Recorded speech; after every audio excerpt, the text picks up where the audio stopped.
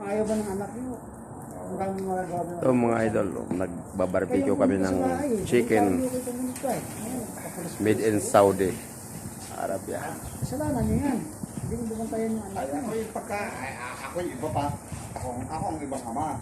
Kaya, ang turo ko sa akin mga anak yun, pag dahil sa babayan, takot agad sa po. Ay sabi ng aking mga anak ko, bastos naman ni Papa.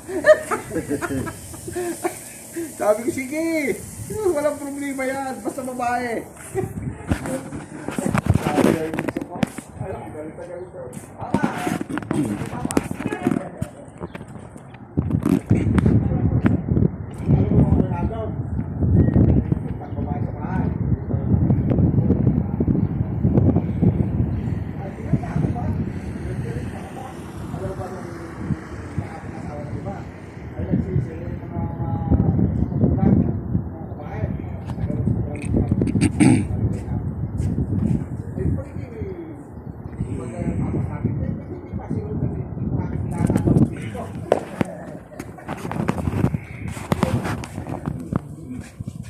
Oy, ate ka na yung kabayan na kalagahan ko, tuwa. Alin ka ako ang ano dyan eh, Simon. Oh, agad ituro nila yung isa. Okay, ari po, ikaw pala ang mamantangin. Sige, ganyan nyo. Ay, hindi ko ako na. Oh, ay ako yung pangalamang magulang. Talaga, sige, kung yan ang gusto eh. Ay, sabi ko nga kayo po yung mag-asawa na ibibigyan ko na, tres dito. Oh, mag-asawa lang siya.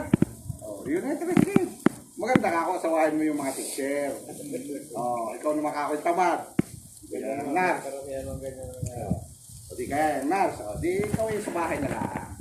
Para pag-alaga ng anak. O, bigyan ka ng tricycle. Di hatid, sundo mo na lang yung asawa. Yun o.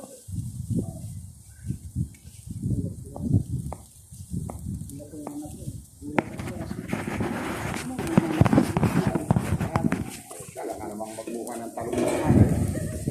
Junior pa naman. Parehas yung junior talaga eh.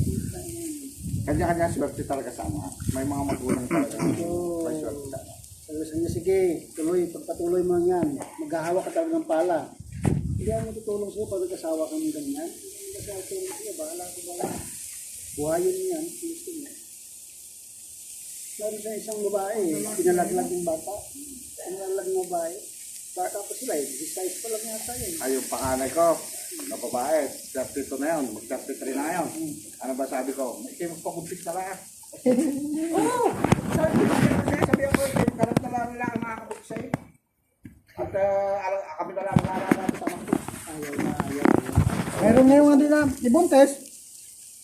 Kuan lang. Hindi ako kagaya ng ibang amang tapaktol na. Tug lang. Anak na buntes. Hindi ka makaanak. Kuan lang. Hindi ko. Artificial. Artificial yun. Artificial.